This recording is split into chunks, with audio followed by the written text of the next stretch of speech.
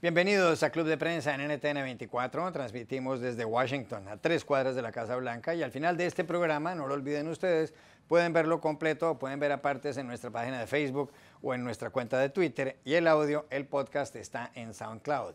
Es este otro de esos programas especiales que emitimos nosotros a finales de año, de 2017, y a comienzos de 2018. Y tenemos hoy a unos invitados que ustedes conocen a todos muy bien. En primer lugar, Juan Carlos Hidalgo, investigador costarricense, que es del Cato Institute, uno de los centros de pensamiento más conocidos de esta ciudad. Bienvenido, como siempre, a esta mesa, Juan Carlos. Buenos días. Xavier Vilá, analista, periodista de Barcelona, de Cataluña. Bienvenido también, como siempre, a esta casa. Buenos días. Y Enrique Gómez Batista, corresponsal del diario O Globo de Brasil. Bienvenido también. Muchas gracias. Bueno, en estas épocas de finales de año y comienzos del siguiente, los medios de comunicación siempre se preguntan quién fue el personaje del año o la persona del año.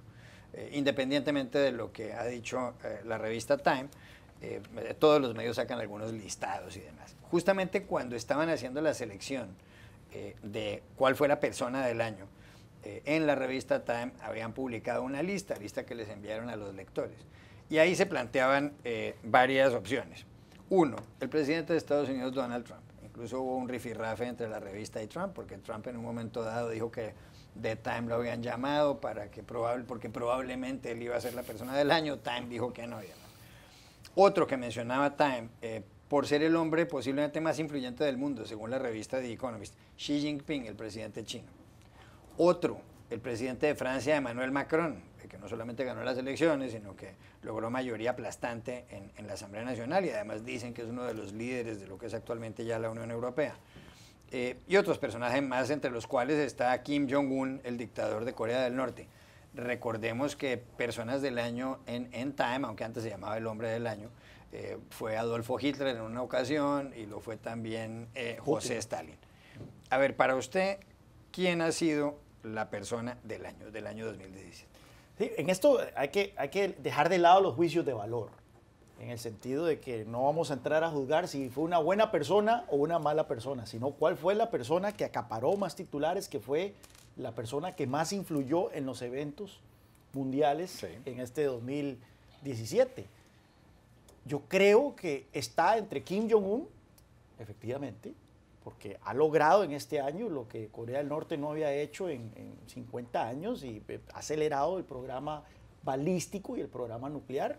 Probó, detonó una bomba que todo el mundo dice o que se especula que fue de hidrógeno. Logró ensayar un misil balístico que puede llegar a cualquier parte, a Washington o a cualquier parte de Estados Unidos.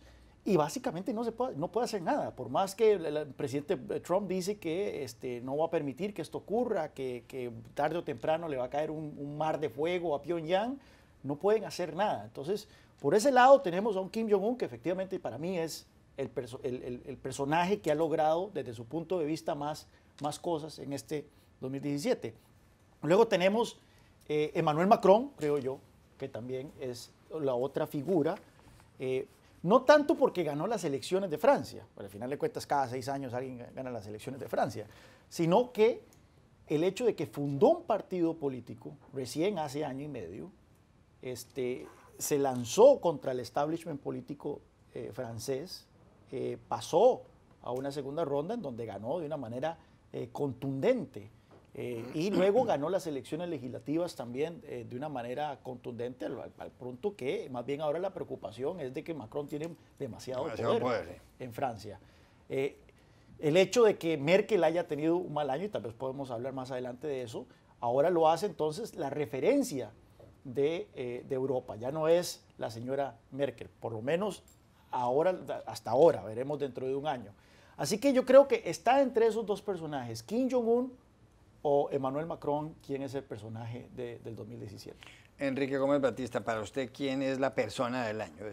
¿O está de acuerdo con este juicio? ¿Puede ser Kim Jong-un, el dictador de Corea del Norte, o Emmanuel Macron, el presidente de Francia? Yo creo que, bueno, yo pienso que Emmanuel Macron sí puede estar por todo lo que representa, por tener sido elegido, no solamente por ser elegido presidente francés, pero por mostrar que es posible ganar un candidato de centro, un candidato que que no está con el populismo que está creciendo no solamente en Europa, en Estados Unidos, como Latinoamérica, en todas las partes. Entonces, creo que él puede ser el nombre del año por eso, por mostrar que es posible, sí, una vía intermediaria, una vía más de consenso o de centro para el mundo, que es una cosa necesaria.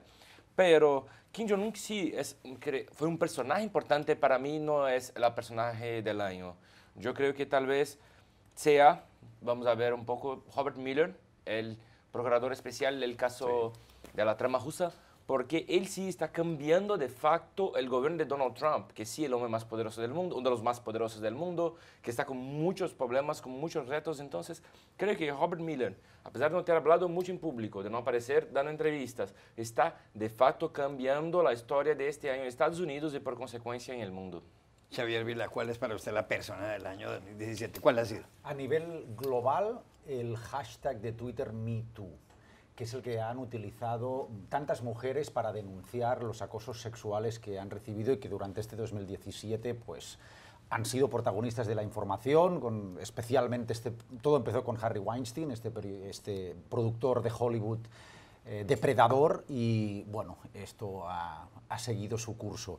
Luego, a nivel de los Estados Unidos, o sea, no estoy de acuerdo con ninguna de las cosas que se han comentado aquí. Eso está bien. A nivel de los Estados Unidos, para mí la persona del año ha sido el gobernador de California, Jerry Brown, entre muchas otras cosas, porque fue la persona que durante el mes de diciembre de 2017, a principios, se presentó en Bonn, Alemania, en una cumbre del clima de Naciones Unidas, y se reunió con todo el mundo, digo todo, es decir, con la señora Merkel, con todo el mundo civilizado, porque considero que Trump no es civilizado, y dijo: los Estados Unidos están aquí, no se han ido. Y toda esta locura que está haciendo Trump respecto, por ejemplo, salirse del Acuerdo por el Clima de París, todas estas atrocidades medioambientales que propone esta administración, no estamos de acuerdo. Al Gore estaba ahí, el antiguo vicepresidente de los Estados Unidos, por lo tanto, el gobernador de California, que está tomando la alternativa, es lo que llaman aquí la resistencia a Trump. Y luego, a nivel local, cuando digo local digo de mi casa, hay un señor que tendría que ser cada año personaje del año, que es Lionel Messi, que es el mejor jugador de fútbol del mundo y que, en fin, ha renovado recientemente por el Barcelona, tiene una cláusula de rescisión de 700 millones de euros y va a terminar la carrera en casa, con lo que cuando termine en 2021 habrá jugado en el Barcelona 21 temporadas. Y eso nos provoca a los barcelonistas una gran ilusión y satisfacción, porque las grandes estrellas siempre se marchaban de mal modo. ¿Por qué no está de acuerdo? Y vamos a hablar de Messi enseguida, que es importante, pero ¿por qué no está de acuerdo con que Kim Jong-un sea la persona del año? Porque Kim Jong-un ha puesto el sello a un programa, y eso es cierto que es meritorio en el sentido, meritorio entiéndaseme. Meritorio para él. Sí. Pero es que, o sea, Kim Jong-un, yo creo que en este debate a mí lo que me interesa es que estamos hablando de personas que han sido relevantes, pero esas son personas que son las cabezas visibles de cosas que se han hecho por debajo de ellas y que no son necesariamente las protagonistas o las que nos llevan a pensar que ese movimiento es importante. Se ha hablado, por ejemplo, de Macron, se ha hablado de Kim Jong-un. Es que de verdad, me faltaría tiempo. Cuando se habla de, con todos los respetos, que Macron es de centro, es que yo me echo a reír por los suelos. Macron es la persona más de derechas que hay en Europa hoy en día. Macron es una persona que ha terminado con los sindicatos en Francia y con su capacidad de organizarse en la defensa de los derechos de los trabajadores, ha terminado con la educación pública en Francia como se entendía hasta ahora, ha favorecido a los más ricos en la reforma fiscal que quiere acometer. Es decir, todas sus políticas son extremadamente conservadoras, y eso es una nueva onda que circula en Europa en estos tiempos, que funciona súper bien también en España, donde regímenes muy de derechas y en algunos casos autoritarios tienen una pátina de legitimidad y democracia que se presenta de un modo que supone que las personas que no están de acuerdo, que no estamos de acuerdo con ese punto de vista, nos hemos convertido en radicales, locos, abducidos y criminales. Bueno, en fin, hay mucho que discutir. Claro, pero ahí hay varias, ese da pie para hacer aquí un paréntesis. Pero ¿por qué razón? Porque eso es un hecho. Ha fracasado la socialdemocracia en Europa, porque es verdad lo que dice Xavier, puede que Macron sea un hombre conservador, pero también es verdad que los partidos de centroizquierda pues se han ido cayendo uno a uno. Es interesante porque la crisis financiera del 2008 se presentó en muchos lugares como la crisis del capitalismo. Y uno hubiera pensado entonces que la socialdemocracia o la centroizquierda hubiera más bien aprovechado esa coyuntura, y vemos que no fue el caso.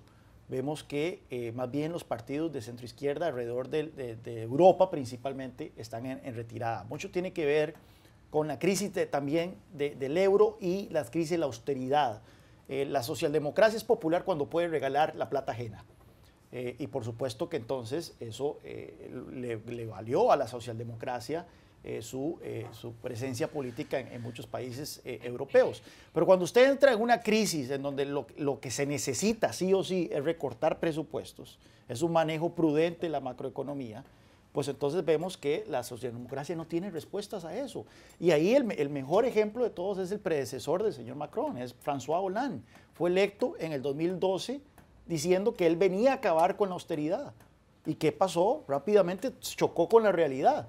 Prometió un impuesto del 75% a los más ricos, 2 años después lo tuvo que retirar porque los ricos estaban yendo de Francia. Entonces, nuevamente, la socialdemocracia no ha podido tener una respuesta a los nuevos tiempos, siendo los nuevos tiempos un mundo en donde los estados pueden entrar en dificultades económicas. Ahora bien, no es que la izquierda haya desaparecido, no, claro, simplemente se ha radicalizado. Porque la socialdemocracia, al final de cuentas, es centro-izquierda. O sea, tampoco es que ellos querían acabar con el modelo capitalista. Pero ¿qué es lo que ha pasado? Y lo hemos visto en Francia, por ejemplo, lo hemos visto en Inglaterra, que ahora más tarde podemos hablar, el Reino Unido, en donde el Partido Laborista de Tony Blair ya no existe, ahora es un partido liderado por un chavista. Así que eso es lo que hemos visto en Europa en este momento, en donde el centro izquierda va retirada precisamente y la izquierda radical se ha fortalecido. Yo no creo que hay dos problemas con la socialdemocracia. Primero, porque está vieja como todos los demás partidos, se contaminó de la política tradicional, ha cometido los mismos errores que los políticos que tanto condenaban, en primer punto. Y segundo, creo que la crisis fue tan fuerte en todo el mundo, con el aumento de la desigualdad, que el discurso de esperanza fue secuestrado por la extrema derecha, que con populismo intenta prometer ilusiones que no podrán cumplir. Creo que por esos dos problemas, el secuestro del debate de ilusiones se fue para la extrema derecha, y porque la socialdemocracia en muchos países del mundo cometieron los mismos errores que tanto combatían. Además que la socialdemocracia se la cargó la misma socialdemocracia. Yo creo que la crisis de la socialdemocracia precede a la crisis financiera. Bill Clinton fue el peor enemigo de la socialdemocracia, porque se inventó una tercera vía al abrigo de lo que hizo Tony Blair en el Reino Unido en los 90, donde tras una época Reagan en Estados Unidos, Thatcher en el Reino Unido, donde la derecha se consolidó y se reinventó, no hubo una respuesta desde la socialdemocracia con los valores socialdemócratas que habían sido los que se habían utilizado por los partidos socialistas históricos en Europa, por lo menos. Y esa socialdemocracia intentó una llamada tercera vía que resultó un fracaso, que coincidió perfectamente, se entregó a regalar dinero ajeno y el resultado ha sido un desastre. Y lo mismo pasó en Latinoamérica. Si miramos los partidos, los gobiernos de izquierda en Latinoamérica cometieron los mismos errores que los partidos de derecha cometían. O sea, repitió las fórmulas que no consiguió. Hablamos de eso de Lula, hablamos de Cristina Kirchner, Hugo Chávez en Venezuela, Hugo Chávez, lo que sea. Rafael Correa en Ecuador. Es interesante porque toda la pregunta, y ella es una pregunta filosófica más profunda. ¿Cuál es el rol de la izquierda? Porque en Europa lo que vemos efectivamente, lo vimos en el Partido Socialista francés, lo vimos en el Partido Laborista inglés, lo vimos en el Partido Socialdemócrata sueco, que en los años 70 hasta los años 60 todavía sus plataformas llamaban a la nacionalización de los medios de producción. O sea, mediante vías democráticas, no mediante la revolución, y eso es lo que los diferenciaba de los bolcheviques y de los marxistas. Pero siempre creían que el Estado debía manejar los llamados commanding heights, ¿verdad? Las grandes industrias, los grandes medios de producción. Bueno, efectivamente, luego llegan los reformistas, llegan los Tony Blair, los Bill Clinton, y llegan otros líderes que modernizan las plataformas y dicen, bueno, nosotros no queremos acabar con el capitalismo, simplemente queremos hacerlo más equitativo, más justo. Abrazamos el libre comercio, creemos en la participación privada, en el otorgamiento de servicios públicos y demás. Entonces ahí entra ese conflicto de identidades. Vemos que, por ejemplo, en Alemania se crea un nuevo partido, que es de Linke, la izquierda. Se salen del Partido Socialdemócrata porque creen que el Partido Socialdemócrata se vendió. En el Reino Unido se creyó que Blair había ganado la batalla dentro del Partido Laborista, pero ahora vemos que la izquierda ha hecho una contrarrevolución y ha vuelto a tomar ese partido y ahora está proponiendo de nuevo en España surgió el Partido Podemos. En España salió el Partido Podemos. Entonces hay una discusión dentro de la izquierda, ¿verdad? Sí, entonces tiene que ser una izquierda y aquí en Estados Unidos la vemos. En la primaria pasada del Partido Demócrata hubo una entrevista famosa que le hicieron a la entonces presidenta del Partido Demócrata, Debbie, ¿cómo se llama? Debbie, la congresista de Florida. Wasserman Schultz. Exactamente, donde le preguntaron, ¿usted cree en el socialismo? Y no supo contestar, ¿verdad? Y entonces Chris Matthews, uno de los presentadores aquí, dijo, es que el Partido Demócrata siempre ha sido un partido que cree en el capitalismo, cree que hay que hacerlo más justo, cree que hay que haber redistribución de la riqueza, pero cree en el capitalismo. Ahora, y él lo dijo porque él se identifica con el Partido Demócrata está teniendo también una lucha existencial entre ese centrismo y los Bernie Sanders y Elizabeth Warren que quieren quemar la casa, ¿verdad? Ya volvemos a Club de Prensa a hablar de los personajes del año. Volvemos a Club de Prensa en NTN 24 en este programa especial sobre los personajes del año. Enrique Gómez Batista, mencionábamos al principio que según la revista The Economist de hace algunas semanas, el hombre más influyente del mundo es Xi Jinping, el presidente chino. Entre otras cosas porque el presidente de Estados Unidos, Donald Trump, pues no ha sido partidario de la globalización, ha tenido peleas con México, es un hombre más bien aislacionista. Y por otro lado, Xi Jinping, quien lo creyera, el presidente de la China, estuvo en el Foro Económico de Davos el año pasado, pues a principios del año 2017, y se manifestó como un gran defensor de la globalización. Es un hombre además bastante moderado, siendo una dictadura la China. Se ha mostrado como un hombre partidario incluso de llevar a cabo una negociación con Corea del Norte para resolver el problema de los misiles balísticos intercontinentales de Kim Jong-un y demás. O sea, el moderado es el presidente de la China, el radical es el presidente de Estados Unidos. ¿Ese es el hombre del año? ¿Podría ponerse ahí dentro de los hombres del año? ¿O? Yo creo que sí, por muchos puntos. Primero por eso. Bueno, primero porque no vive en casa problemas de derecha, izquierda, debates políticos, pues eso ya resuelto de una manera un poco no hay problema. No muy occidental, ¿no? Sí, sí. O sea, ni tiene una prensa que lo critique constantemente. No pasa nada. Pero sí, que está liderando el mundo no solamente por la fuerza económica, cada vez más China dicta los precios, dicta las tecnologías, dicta la tendencia mucho más que Estados Unidos o Europa. Esto es el primer punto. Segundo, porque fue elegido con mucho más poder, todavía entró en el rol de los grandes líderes chineses modernos. Y tercer, y lo más raro, es que empezó a liderar en puntos que eran puntos del occidente, como por ejemplo la lucha por nuevas tecnologías. Hemos visto ahora, por la primera vez, empresas americanas y europeas copiando tecnologías creadas en China. Y segundo, en el tema de medio ambiente, es liderazgo en energía solar, energía eólica, o sea, está creando un liderazgo chinés que no era previsto hace poco tiempo. Todos imaginamos que Europa o Estados Unidos estarían delante de este tema. Ellos, claro, todavía son los que más poluyen el mundo, tenemos muchos problemas, pero Xi está siendo muy hábil en ocupar ese espacio que no tiene Europa, que está cada vez más en crisis, en divisiones, y Estados Unidos con Trump.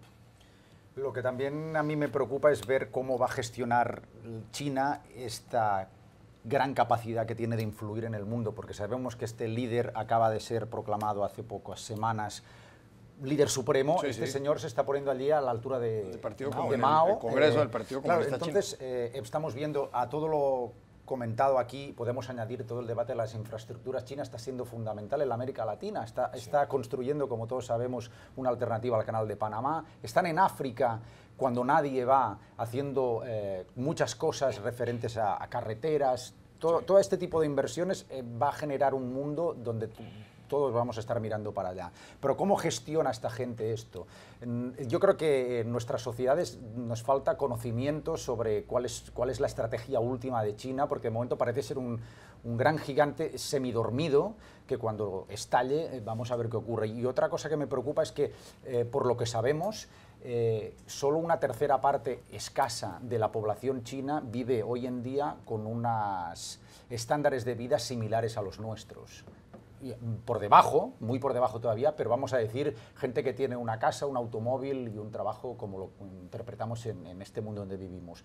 Nos faltan más de 1.000 millones de personas que viven en una relativa pobreza. que si este país continúa con este músculo económico, van a incorporarse a... Todos queremos un coche, una lavadora, una secadora y no sé qué. ¿Va a haber capacidad para producir autos para 1.000 millones de personas en China? ¿Qué impacto tiene esto? ¿Vamos a terminar siendo nosotros los que trabajemos como hormiguitas para los chinos cuando ha sido al revés? Es decir, cambia el ciclo económico y esto yo creo que es otra respuesta posible a quién sería el personaje del año. Este cambio de actitudes que todavía no conocemos y que nos puede cambiar la vida a todos, pero de inmediato. Xi Jinping. Está en la lista corta, sin duda alguna, por varias cosas. Este año fue el 19 Congreso del Partido Comunista Chino y a diferencia de los congresos quinquenales anteriores, donde para estas alturas en el Politburó siempre sale una figura que se perfila para ser el sucesor dentro de 5 años, esta vez no hay ninguno, lo cual da a entender que existe la posibilidad de que Xi va a romper con la tradición de que el líder chino permanece únicamente 2 periodos de 5 años. Es posible que él continúe en el poder y ha amasado un poder de una manera importantísima, llenando los diferentes órganos del Partido Comunista Chino con aliados, de tal forma que ya hay gente que especula que estamos viendo una transición de China de una dictadura del Partido Comunista a una dictadura personal. Sí. Y ya esto ya es una cuestión un poco más preocupante, ¿verdad? Está también el tema de que él en su discurso anunció ya no de que China es, anunció de que China es un ejemplo al mundo. Sí. Y esto fue lo interesante, porque ya dijo que el modelo chino es un modelo exportable y que los otros países en desarrollo podrían ver en China un modelo a copiar. Ya el consenso de Beijing en contraposición al consenso de Washington. Ahora bien, el consenso de Beijing tiene grandes problemas. Es una dictadura, no hay libertades civiles. Y la economía es preocupante, porque si bien la economía de China crece bastante, y 1/3 del crecimiento mundial es China, desde la crisis financiera, China viene acumulando muchísima deuda. La deuda total de la economía china, como porcentaje del PIB, se ha disparado de 160% a 250% del PIB en menos de 10 años. Al punto que hay economistas como Ruchir Sharma de Morgan Stanley, que él ha analizado estos fenómenos y él dice varias cosas. Uno, el mejor indicador para predecir que un país va a dar una crisis es la acumulación de deuda. Dos, desde la Segunda Guerra Mundial, ningún país ha acumulado deuda a la velocidad que lo ha hecho China. Y tres, de los 33 episodios de acumulación de deuda en tiempo relativamente corto que él identificó, 22 terminaron en crisis y 11 terminaron en desaceleraciones económicas importantes. O sea, China tiene todos los números de la rifa para entrar en un periodo complicado. Y es ahí entonces donde viene la pregunta de Xavi. ¿Qué va a pasar? ¿Cómo reaccionará una China? Ahora vemos que una China que dice, sí, nuestro ascenso es un ascenso pacífico, los demás países no tienen por qué temer, pero también Xi es un nacionalista. Ha venido atizando el nacionalismo dentro de la mentalidad de los chinos. ¿Qué pasa con una China que se desacelera económicamente de manera importante o que entra en crisis? Yo creo que sería una China bastante más peligrosa. No, y es muy claro que él tiene una estrategia. Chino tal vez sea el gobierno que más tiene estrategia para largo plazo, porque que Estados Unidos y Europa no tienen mucho más después de problemas todos en Europa. Pero esa es la segunda pregunta. Cuando puso que puede ser un ejemplo para el mundo, claramente está rompiendo con el modelo de democracia, de libertades que estamos muy acostumbrados acá en el mundo occidental. Y hemos visto que esto puede ser muy seductor para regiones como África, como Sudamérica, como Latinoamérica. O sea, puede cambiar mucho la forma del mundo como conocemos, ¿no? Y los problemas económicos que mencionas de China, que creo que coincido completamente, al fin y al cabo son los mismos que los de los grandes países occidentales. Lo que pasa es que aumentados porque su potencia económica es mayor, pero el grado de endeudamiento de los Estados Unidos no hace falta decirlo. La cuestión es la trepidación con que pero estamos en eso mismo. ¿Por qué Donald Trump no es para ninguno de ustedes la persona del año? ¿Por qué para usted Donald Trump no es la persona? Porque lo fue el año pasado. Este año, bueno, efectivamente hemos visto su ascenso al poder, porque el año pasado simplemente ganó la presidencia, este año se convirtió en el presidente. Pero ¿qué ha hecho Donald Trump que ya no nos lo esperábamos? O sea, cómo efectivamente ha parado los titulares, pero personalmente el ejercicio del poder de Donald Trump no me sorprende. No hay nada que yo haya visto estos 8 o 10 meses que yo diga, mira, Donald Trump nos ha sorprendido o ha tomado a la comunidad internacional por sorpresa. yo veo el mismo tipo errático. No ha sorprendido para bien, no es el líder del mundo libre, como se decía antiguamente, errático, del caótico, presidente de Estados Unidos. Y todos los defectos que le conocíamos ya en la campaña los ha llegado a comprobar en su ejercicio del poder. Yo creo que 2 puntos. Primero, no consiguió poner en Estados Unidos la agenda que tenía, que gustaría. O sea, no consiguió lograr ser un líder en Estados Unidos, no puso su agenda en práctica. Y segundo, disminuyó mucho la influencia de Estados Unidos en el mundo. Los grandes conflictos que hemos visto, por ejemplo, ahora en Arabia Saudita, por ejemplo, la participación o no de Estados Unidos no se importa mucho. Mismo en España no es una voz importante para intentar llegar a un diálogo, ni mismo en Corea del Norte. Es casi risible la participación de Trump en este conflicto. O sea, perdió muy espacio y se redució como líder, creo. A eso añado lo que le comentaba del gobernador de California, que es O sea, el gobernador de California ha tenido más peso específico con líderes europeos que Trump. Ha ido a Europa y la gente ha querido sentarse con él, ha querido escuchar sus propuestas sobre temas muy concretos, pero esa es otra cosa que hay que atender, como en algunos sitios hay poderes subnacionales que están teniendo una voz. Y luego coincido mucho contigo en el hecho de que Trump prometió una serie de cosas y en el primer año no ha conseguido nada. Bueno, hay un nuevo magistrado en el Tribunal Supremo de su satisfacción, pero más allá de eso no ha conseguido adelantar la agenda legislativa en esta ciudad, a pesar de tener las 2 cámaras con mayorías de su partido, lo que supone un fracaso muy grande. Ya regresamos a Club de Prensa. Volvemos a Club de Prensa en NTN 24 desde Washington. Hablando de los personajes del año, usted quiere seguir con la tabla media, o sea, los que están ahí en los puestos intermedios que no son tan importantes, pero no sé si ahí cabría preguntarse cuál ha sido el personaje del año en América Latina. Por ejemplo, ¿cuál ha sido? Normalmente esto se simplifica un poco y termina uno hablando de presidentes o de dirigentes políticos o de escritores o incluso de deportistas, qué sé yo. Ahí Lionel Messi tendría un papel importantísimo. Pero la pregunta es, ¿cuál es el líder latinoamericano? ¿Es Enrique Peña Nieto que va de salida? No. Es Juan Manuel Santos, el presidente de Colombia, que se ganó el Nobel de la Paz e hizo una negociación, firmó un acuerdo de terminación del conflicto con las FARC, yo no lo sé. Es Pedro Pablo Kuczynski, el nuevo presidente del Perú. Es Michelle Bachelet, la presidenta que sale de Chile. Es personaje del año y podría serlo, por lo que influyó. Nicolás Maduro en Venezuela, que tiene un gobierno donde las cosas no le están saliendo bien. O es Michel Temer metido en un lío en el Brasil. Bueno, dependiendo si partimos de simplemente que fue una figura noticiosa que acaparó titulares. Maduro, sí, sin duda alguna, y de hecho, haciendo sumas y restas, se puede decir que hasta tuvo un buen año. Enfrentó las mayores protestas que ha enfrentado el chavismo desde que llegó al poder, casi que 3 meses consecutivos de gente en las calles, y al final salió airoso y logró imponer su Asamblea Nacional Constituyente, dividió a la oposición de nuevo. En este momento la oposición se encuentra completamente dividida, señalándose los dedos entre ellos, y está ahora cometiendo una purga dentro del régimen, que probablemente se presenta como una purga anticorrupción, pero en un régimen tan corrupto y tan autoritario sabemos que esas purgas anticorrupción son purgas nada más. Entonces probablemente es una lucha de poder en donde él está consolidando su posición. Así que sin duda alguna, Maduro está en esa lista corta de América Latina. Tal vez Mauricio Macri le ha ido bien, las elecciones legislativas le salieron mejor de lo que todo el mundo esperaba, y ahora entra el 2018 posicionado para poder tal vez hacer un poco más de reformas de lo que él tenía contemplado. La pregunta es si las quiere hacer o si tiene el apetito para hacerlas.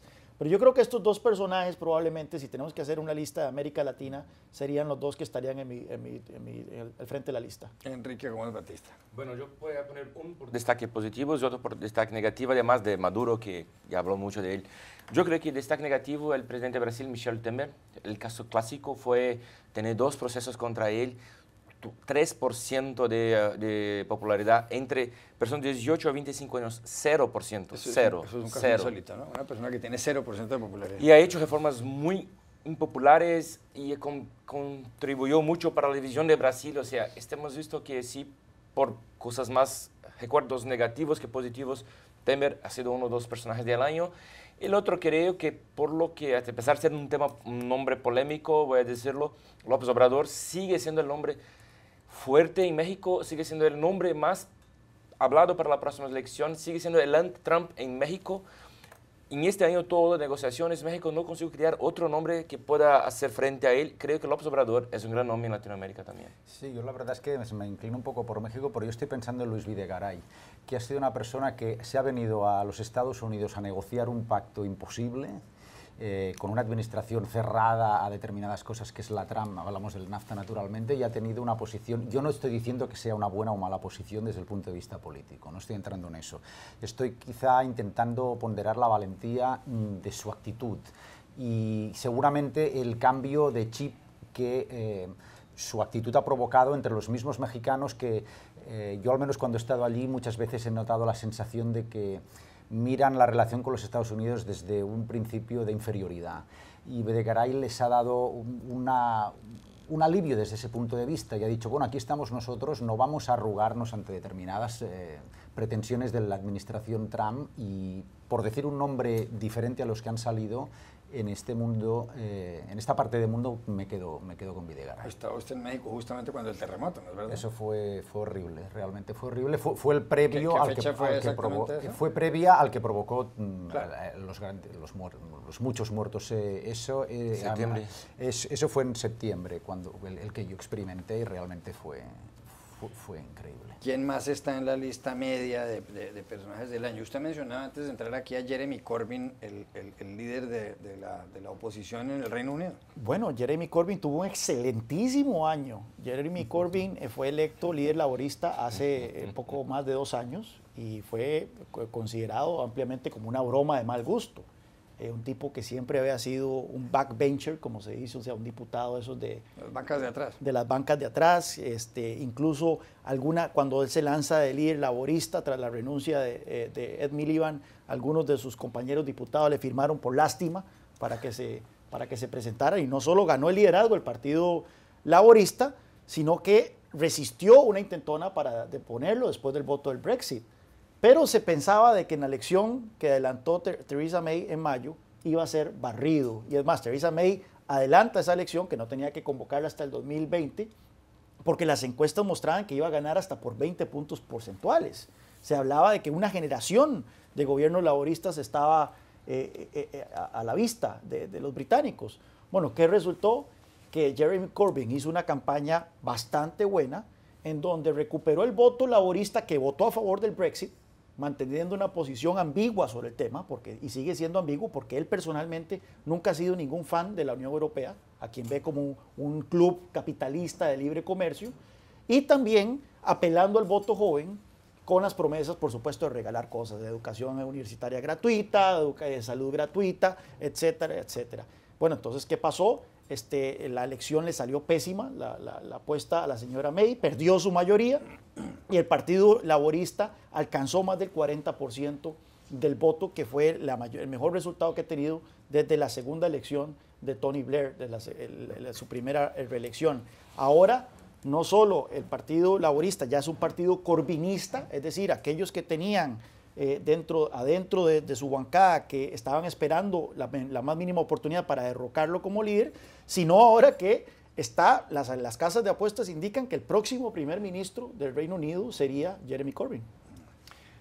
Adelante. En el término medio, yo tengo otros nombres que poner sobre la mesa. Por ejemplo, un gran elephant in the room que dicen aquí, que es Vladimir Putin, que es el presidente ruso, que por omisión es el protagonista de la política norteamericana, porque llevamos un año de presidencia de Trump que todo gira alrededor de la influencia que Rusia tuvo sobre la elección de Trump como nuevo inquilino de la Casa Blanca. Entonces, la capacidad de Putin de ser protagonista desde detrás de la cortina es colosal, porque está dominando el lenguaje político de los Estados Unidos, pero también de Europa, donde estamos todavía, después de todos estos años, pendientes de si Putin abre o cierra el grifo del gas, con lo que los alemanes se pelan de frío o no. En el sur de Europa estamos viendo si nos traemos el gas del norte de África, porque no se puede confiar en este tipo. En fin, que geoestratégicamente Putin está en los dos lados dominando. Y ganó la partida en Siria. Desde luego, ganó la partida en Siria completamente.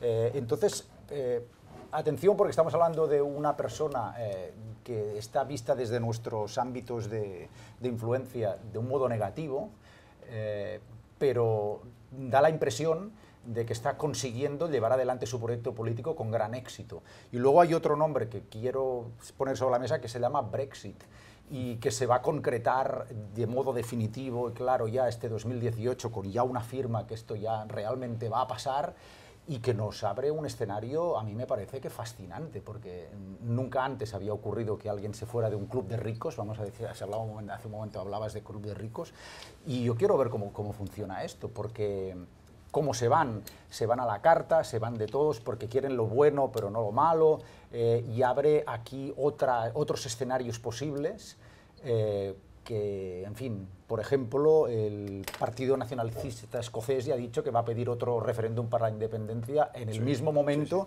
en que esto se firme, porque ellos se quieren quedar en Europa. Es decir, una serie de cascadas paralelas que van a poner a Europa en una situación complicadísima. Deberían considerar las publicaciones internacionales poner como persona del año a un hombre como Lionel Messi, del que hablaba usted. Usted es no solamente hincha del Barcelona, sino socio del Barcelona. Sí. Y aquí recita usted cuando hacemos la prueba de sonido la alineación del Barcelona en lugar de contar de 1 a 10. Pero hablando en serio, hablando en serio. ¿Messi debería alguna publicación considerarlo como persona del año? Bueno, a lo mejor, teniendo en cuenta que estamos entrando en un año donde va a haber un mundial de fútbol, y teniendo en cuenta la aportación al deporte que Messi ha hecho desde un punto de vista totalmente biased, que es el mío, que soy forofo del equipo donde juega este señor, a mí me parece que Messi ha aportado mucho al fútbol. Messi, y lo digo con las estadísticas en la mano, lo que ha conseguido no lo ha conseguido ningún otro jugador. Messi tiene un gran lunar todavía, que es no haber ganado un mundial de fútbol, y esta seguramente que viene su última oportunidad, porque tiene 30 años. Pero hay que, desde el punto de vista también empresarial, todos estamos de acuerdo en que el fútbol, nuestro fútbol, no el de aquí de Estados Unidos, es el deporte más popular del mundo. Seguramente, a esto hay muchas discrepancias, Messi es uno de los grandes nombres del principal deporte del mundo. Desde ese punto de vista, lo que Messi genera de atención, de negocio, de incorporar a gente a este mercado, trasciende lo deportivo y implica que este señor está generando dinero para mucha gente, para muchas empresas, muchos intereses, y de ahí es donde yo, sin hacerlo en cachondeo, digo que Messi podría ser perfectamente un personaje del año. Y con respecto a lo que ha dicho Xavier Vilade, ¿un argentino está de acuerdo, un brasileño? Bueno. Preguntado así, Viragorri es muy...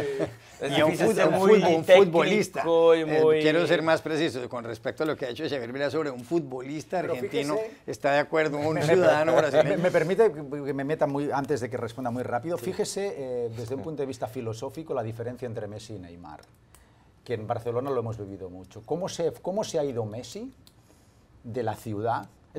Neymar, ¿cómo se ha ido al Paris Saint-Germain?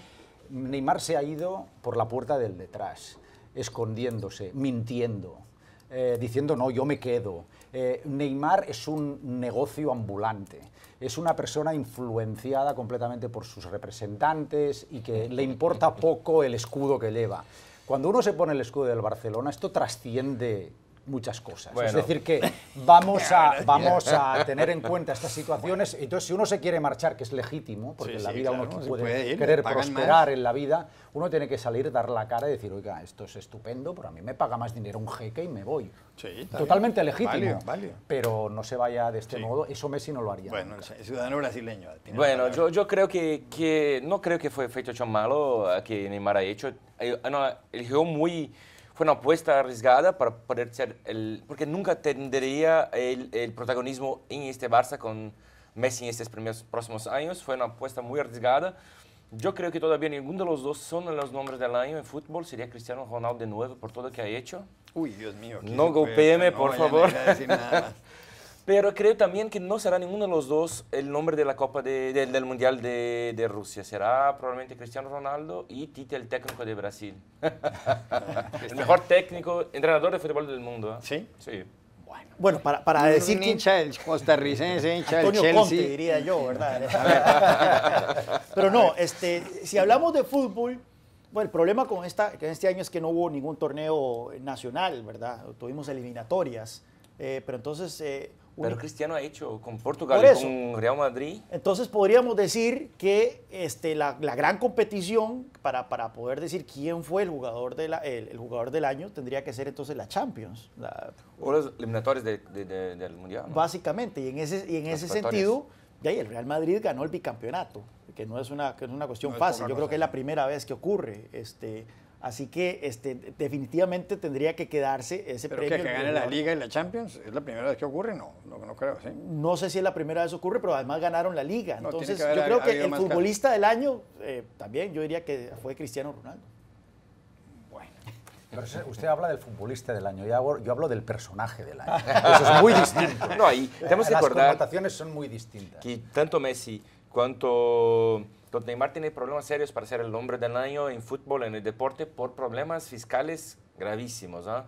No podemos olvidar eso. Como todos los jugadores famosos en España que ganan mucho dinero. Esa es otra ¿Y situación. cuál es su opinión como hincha del Barça de Cristiano Ronaldo, el jugador del Madrid? Un maravilloso rematador.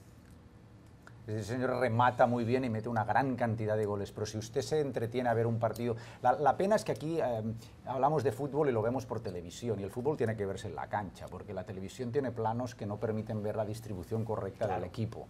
Pero dicho esto, Ronaldo resuelve y Messi crea.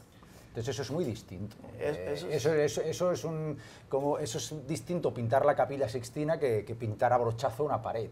La pared queda linda porque está bien pintada, pero no tiene la influencia en el juego que tiene Messi. Eso es un punto interesante, porque siempre votamos por el que mete más goles o hace más fintas, pero jugar sin el balón muchas veces es incluso más importante que Eso es bien importante. Y ya regresamos a Club de Prensa. Volvemos a Club de Prensa en NTN 24 desde Washington en este programa especial que transmitimos a finales de año y a comienzos del siguiente. Y les doy las gracias a los invitados, en primer lugar a Juan Carlos Hidalgo del Cato Institute, Centro de Pensamiento aquí en esta ciudad, de los más conocidos además. Gracias por haber estado aquí, por haber hablado de fútbol, de economía, de política. Muchas gracias. Gracias a Xavier Vila, hincha del Barcelona, que es tal vez el mejor crédito que le cabe, sin ninguna duda, y socio, ¿no?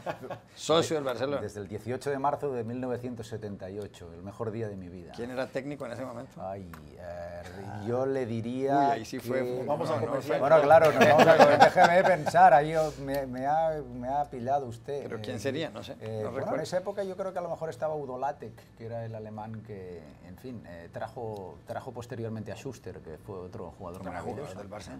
Y Enrique Gómez Batista, gracias por haber estado con Hincha de nosotros. Corinthians también, ¿no? Claro, que ¿Hincha ganó de el Corinthians? 7º campeonato brasileño este año, el equipo que más tiene campeonato brasileño. ¿Cuál es el mejor jugador del Corinthians? ¿Cómo? Yo.